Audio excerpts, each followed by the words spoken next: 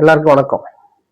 நேற்றும் சரி இன்னைக்கும் சரி சட்டமன்றத்துல தாவேக உறுப்பினர்கள் பட்டாசு கிளப்பிட்டு இருக்கிறாங்க.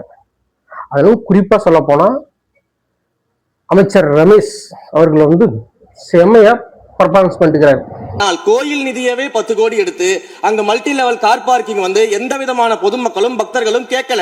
பக்தர்களும் பொதுமக்களும் கேட்பதெல்லாம் கோயிலுக்கு உள்ளே சென்று மனநிறைவோடு தரிசனம் செய்துவிட்டு வெளியே வரும்பொழுது அவர்களுக்கு தேவையான அடிப்படை வசதிகளை தான் பக்தர்கள் கேட்டுக்கொண்டிருக்கிறார்கள். அதை செய்தாலே போதுமானது. போன ஆட்சியில் கொண்டு வந்த அந்த கார் பார்க்கிங் மல்டி லெவல் அது மக்களுக்கு தேவையில்லாத ஒண்ணுதான். ஏன்னா சாதாரண மக்கள் வந்து காரை எடுத்துட்டு போய் அப்படி பார்க் பண்ணிட்டு கோயில பார்க்க மாட்டாங்க. அது பெரும் பணக்காரங்க தான் பார்த்துட்டு இருப்பாங்க. சாதாரண மக்கள் என்னைக்குமே படகு வருவாங்க, டூரிஸ்ட்ல வருவாங்க, கோயில பார்த்து விசிட் அடிச்சுட்டு அவங்களுக்கு தேவையான வசதி அது மட்டும் தான் அவங்களுக்கு மெயினா அதுதான். தண்ணி வசதி, கழிப்பறை வசதி, சாப்பாடு, கோயில் சம்பந்தமா போடுறது இந்த வசதியை எதிர்பார்ப்பாங்க.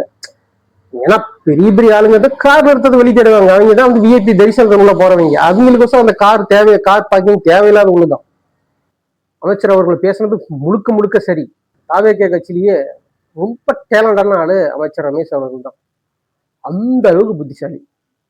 ஏன்னா அவரோட பேச்சும் சரி, எந்த ஒரு தடுமாற்றமும் கிடையாது, எந்த ஒரு பயமும் கிடையாது. அவ்வளவு தெளிவா அவ்வளவு புள்ளி விவரம் கணக்கமா பேசுறாரு. மற்ற உறுப்பினர்கள் அமைச்சர்கள் கரெக்டா பேசுறாங்களா? கிடையாது. அவர் மட்டும்தான் அந்த அளவுக்கு பேசுறாரு. அடுத்ததா சௌமியா அன்புமணி அவர்கள், அவங்க பேசின பேச்செல்லாம் சும்மா கைதட்டி பாராட்டணும். விவசாயி பத்தி அப்படி புட்டு வச்சுட்டாரு. விவசாயிகளோட கஷ்டம் என்ன, அவங்க எந்த அளவுக்கு வேதனைப்படுறாங்க, அந்த விஷயத்தை அப்படியே டோட்டலா சட்டசபையில் எடுத்து சொல்லிட்டாரு. இதுதான் வேணும். மக்களுக்கு இன்னொரு பிரச்சனை பேசுறதுதான் சட்டசபைகளை வேணும்.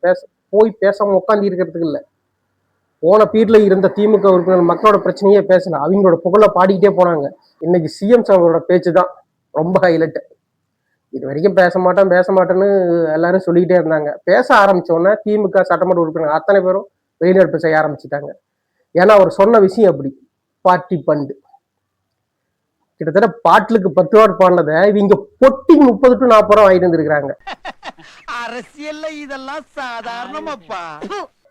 சரக்கு பாட்டில் பொட்டிக்கு அதை வெளியே எடுத்து விட்டதுக்கு அப்புறம் இவங்க கிளம்ப ஆரம்பிச்சுக்கிட்டாங்க. ஏன்னா இது வரைக்கும் வந்து ஆளுகிற கட்சிகளுக்கு அந்த பீர் பாட்டில் பொட்டிக்கும் பிளஸ் வந்து பிராந்தி பாட்டில் பொட்டிக்கும் ஆளுங்கட்சிக்கு போயிட்டு இருந்துச்சு. பார்ட்டி பண்ணுங்கிற வேலை 30 ரூபாயில இருந்து 60 ரூபா வரைக்கும். அப்ப தொகுதி ஒண்ணு நல்லது பண்ண மாட்டீங்களா? யார பார்த்து என்ன கேள்வி கேக்குற? தொகுதிக்கு நாங்க எதுக்கு நல்லது பண்ணணும்? ஆனா இன்னைக்கு சிஎம் சார் அவர்கள் இன்னைக்கு வந்து அது நேரம் கவர்மெண்ட் அக்கௌண்ட்டுக்கு வர மாதிரி பண்ணிட்டாரு. இதை கட் பண்ணிட்டாரு இடையில. இதால வந்து அவங்களுக்கு பெரிய நஷ்டம் தான். இத சொன்ன உடனே அவங்களுக்கு என்ன பதில் பேசுறதுன்னு தெரியல. கூச்சல் போட்டுட்டு கிளம்ப ஆரம்பிச்சுட்டாங்க. மாட்டிக்கிட்ட பங்கு. சிஎம் சார் சொன்ன குட்டி கதை நீங்க கேளுங்க. ஒரு ஊர்ல ஒரு பெரியவர் வெயில் ரொம்ப ஜாஸ்தியா இருக்குன்னு சொல்லிட்டு கண்ணுக்கு மேல கை வச்சுக்கிட்டு இப்படி சுத்தி முத்தி தேடிக்கிட்டு இருந்தாராம்.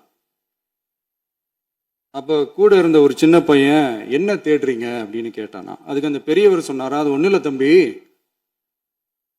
உங்க அப்பா எங்கதான் இருப்பாருன்னு சொன்னாங்க, அதான் தேடிக்கிட்டு இருக்கேன், எங்க உங்க அப்பாவையா காணோம். அவர் யார சொன்னாருன்னு உங்களுக்கு தெரியுதுங்களா? போன ஆட்சியில என்ன முதலமைச்சர் அவர்களை என்ன எல்லாரும் அப்பான்னு கூப்பிடுறாங்க.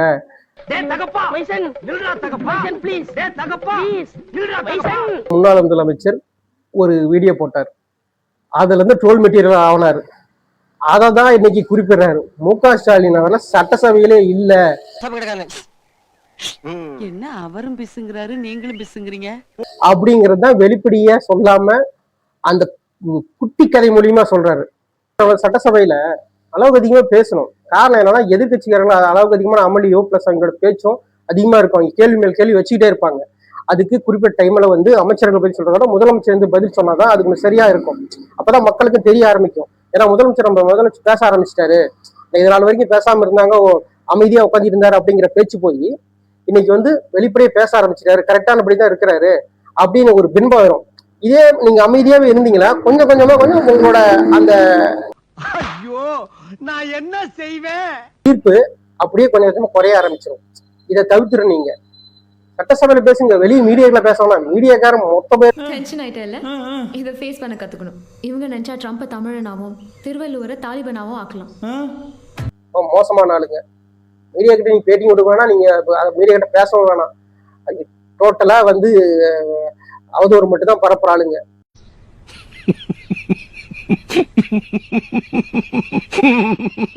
யூடியூப்ல சொல்றத கூட உண்மையா வருது. ஆனா மெயின் ஸ்ட்ரீம் மீடியா சொல்ற டிவி மொத்தமும் பொய்யத்தான் சொல்றானுங்க, உண்மை பேசுறதே கிடையாது. அதனால நீங்க பேட்டியே கொடுக்க வேண்டாம். ஆனா சட்டசபையில பேசுங்க, மக்களுக்கோசரம் பேசுங்க. எதிர்கட்சிக்காரங்க எடுத்து வைப்பாங்க பிரச்சனைய, நீங்க அதுக்குண்டான பதில் சொல்லுங்க, பேசாம இருக்க வேண்டாம். இன்னைக்கு பேசுன மாதிரி ஆரம்பிங்க, அதுதான் கரெக்ட். மறக்காம சர்ப்ரைஸ் பண்ணுங்க. தேங்க்யூ.